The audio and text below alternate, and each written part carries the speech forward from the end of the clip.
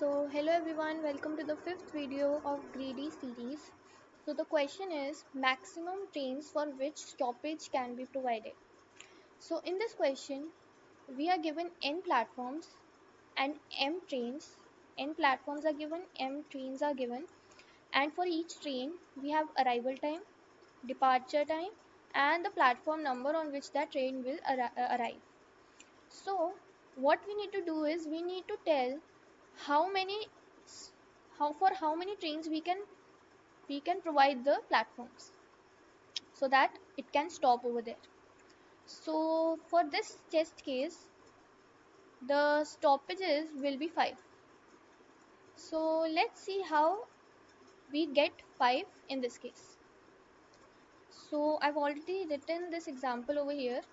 So let's see over here first. So train 1, if we do not choose train 1 and if we choose train 2 first, so it will depart at 10:30, and then what we can do is, like, for platform 1 we have 3 trains which are for platform number 1. So firstly we can choose train number 6. It will arrive at 9 and it will depart at 10:05, and then platform 1 will be vacant, and then we can choose 10 second train which will arrive at 10:10. We cannot choose train 1 because the arrival time is 10, but the end time of this sixth train is 10:05. So that's why we are choosing train 2. And then similarly we can choose train 3. So it will depart at 10:20. Then for platform 2 we have train 4 which will uh, arrive at 10:30, and we can take that. And lastly for platform 3 we only have one train. So in total we took sixth train, then second train, third train, fourth train, and fifth train. So the answer is 5. So we had taken 5 trains. We were able to give stoppages or platforms to 5 trains. So let's discuss the approach for this problem. So basically what we need to analyze is that we have to do something with the depart time, because it depends on the departure time that whether that platform is available or not. First of all, in the question we are given number of platforms. So we will have an array of size n plus 1, and then what we will do is, for we have to work on each platform. So for first platform, one platform will work on this, second will be this, third will be this. What we have done in this the approach is that we will sort the departure time. So when we sort the departure time, so we get this order. Sixth train will be there, then third, then first, and like this. These are sorted according to the departure time. Why we are sorting using the departure time? Because we need to give maximum, we have to have maximum trains. In the question it's given maximum trains, and we can have maximum trains if we have, like, if the first train which arrives at that platform is departed earlier, like, we will choose that train which departs earlier so that we can have the next train. So that's why we are choosing departure time, and they are sorted in increasing order. Now let's start the iteration. We will first go over to this train. We will see, and initially over here for each platform there is nothing, so we will write -1.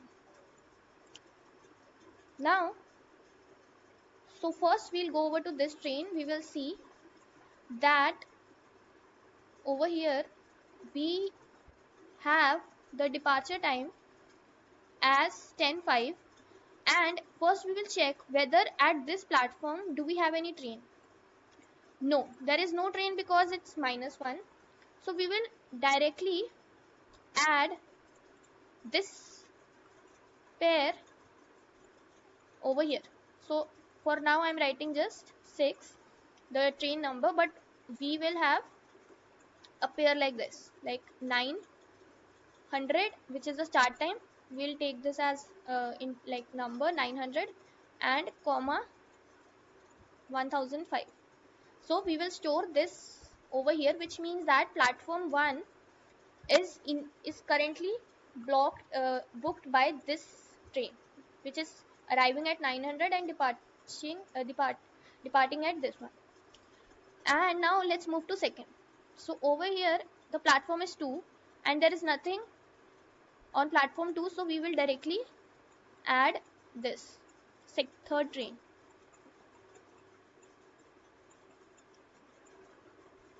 And when we are adding a train, we will also increment the count.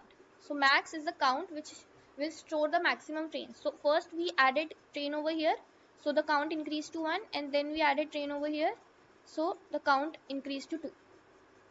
Now we go over here, we see that the platform number 1, but it's already booked. Now the important part, we will check if the end time of the current train which is at the platform, is it less than the current arrival time. That means, is it departed? No, this departure is 1005 and this is 1000, which means that the train is already at platform 1 and it has not departed, so we cannot add this train. Then we'll go over to this train second. So platform is 1. Now the departure time of this train, which is already at platform 1, is 1005, and for this train arrival is at 10:10.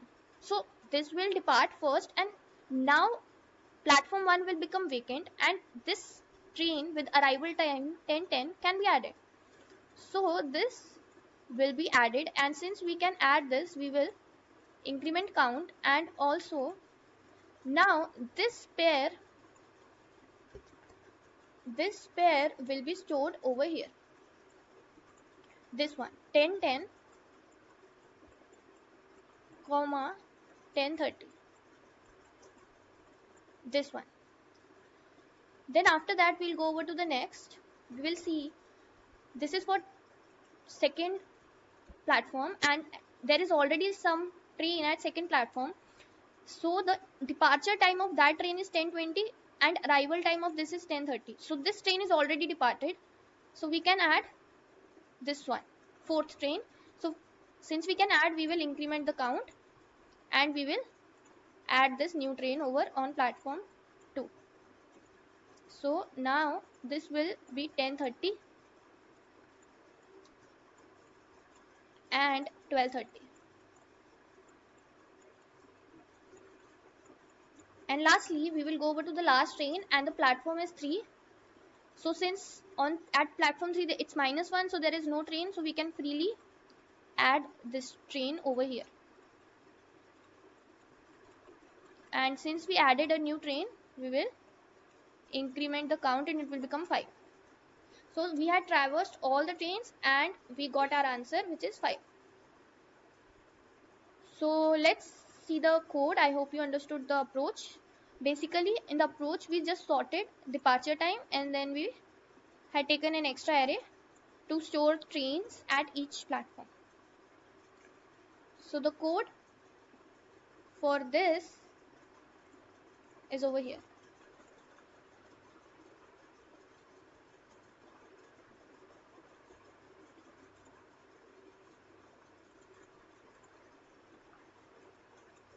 So first of all, in the question we will be given n is equal to 3, which are number of platforms, and m, which is number of trains, and this is an array in which we have the arrival time, the departure time, and the platform number.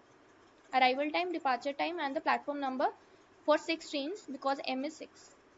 So we will be calling this max stops function, which will give us the maximum number of trains. So what we are doing is we are just sorting the array according to the departure time. I1 means this one because this is 0 index, this is first index, which is departure time. So we are sorting in increasing order of departure time. Then we took an array to store the train which is at current platform. Using this, we will be making this vector and it will have size n plus 1. Then count, and then we'll be running a loop to each on each train, and we will be checking that if at that platform, for the current train platform, in the vector in the list, if we have -1, then we will increment count, and then we'll simply add that that train in that position, like we were adding every time when we see -1. Like over here we added simply the train and incremented the count. And if it's not -1, then we need to check that if the current train's arrival time, 0 index is the arrival time, is it greater than or equal to the departure time of the train which is already at the in the list at that platform. If yes, then we will now update the train which is at that platform and we'll increment count, and then at last we'll print the count. So basically the code is very much simple. If you get the approach, then you will easily understand the code. And if you face any issue, you can comment down and I'll be happy to answer. Problem link and the code link will be given in the description, and I hope you understood. Let's discuss the time complexity. So for the time complexity of this code, the time complexity will be O of m, but O of m for this one. And since we are doing sorting, so sorting will require O of n log n, and for loop will be plus O of n m. So basically this will be m only, m log m. And for space we are storing these so we will have O of n, where n is the number of platforms. So this is space complexity and this is the time complexity. Okay, thank you for watching.